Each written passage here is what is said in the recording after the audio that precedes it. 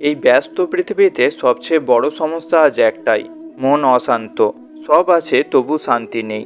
এই প্রশ্নটাই একদিন অর্জুনও করেছিল, আর সেই প্রশ্নের উত্তরে আজও আমাদের জীবনের জন্য সমান সত্য।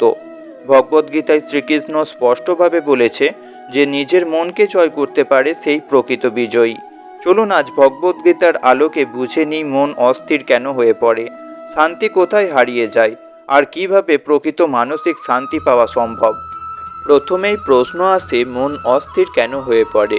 শ্রীকৃষ্ণ বলেন, ইন্দ্রিয়ের প্রতি অতিরিক্ত আসক্তি থেকেই কামনা জন্মায়। কামনা থেকে ক্রোধ, আর ক্রোধ থেকেই মন সম্পূর্ণ অশান্ত হয়ে পড়ে।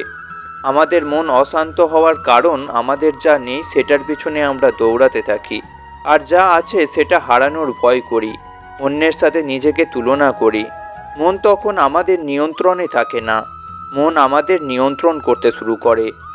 এখন প্রশ্ন থাকে, মনের চঞ্চলতা সৃষ্টি হওয়ার কারণ কি। ভগবদ্গীতা অনুসারে মন চঞ্চল হওয়ার কারণ অতিরিক্ত চিন্তা, ভবিষ্যতের ভয়, অতীতের আঘাত, অহংকার ও আসক্তি।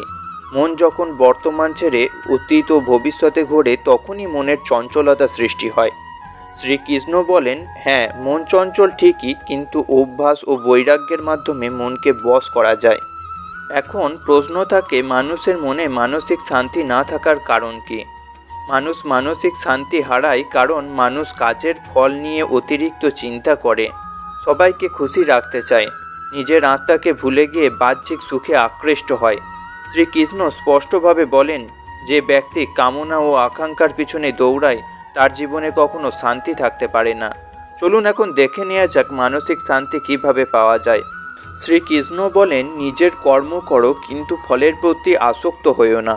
প্রকৃতপক্ষে এটাই শান্তির মূল সূত্র। কর্তব্য করো, ফল ঈশ্বরের হাতে ছেড়ে দাও। অহংকার ত্যাগ করো, যা আছে তাতেই সন্তুষ্ট হও। যে ব্যক্তি ফলের দাস হয় না সেই প্রকৃত শান্ত হয়। চলুন এখন দেখে নেওয়া যাক মনকে শান্ত করার উপায় কি রয়েছে। শ্রীকৃষ্ণ বলেন, যেখানে মন ছুটে যায় সেখান থেকে তাকে ফিরিয়ে এনে আত্মায় স্থাপন করো। গীতার মতে মন শান্ত করার উপায় নিয়মিত ধ্যান, নাম স্মরণ, আত্মপর্যবেক্ষণ, ইন্দ্রিয় সংযম। চলুন এখন দেখে নেওয়া যাক মন শান্ত হওয়ার উপকারিতা কি রয়েছে। শ্রীকৃষ্ণ বলেন, যার মন শান্ত সে দুঃখে বিচলিত হয় না, সুখে আসক্ত হয় না।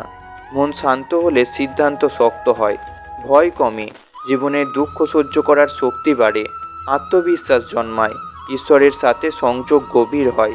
শান্ত মনই সফল জীবনের ভিত্তি। ভগবদ্গীতা আমাদের শেখায়, সমস্যা বাইরে নয়, সমস্যা আমাদের অশান্ত মনে।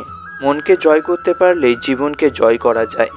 শ্রীকৃষ্ণ বলেন, নিজের মনই মানুষের বন্ধু, নিজের মনই মানুষের শত্রু। তাই ইন্দ্রিয়ের উপর সংযম রাখো, মনকে নিয়ন্ত্রণে রাখো, আপনি নিশ্চিত সুখী হবেন। এই ধরনের নতুন নতুন গীতাভিত্তিক ভিডিও পাওয়ার জন্য BWM বাংলা ইউটিউব চ্যানেলকে সাবস্ক্রাইব করে পাশে থাকবেন। জয় শ্রীকৃষ্ণ, রাধে রাধে।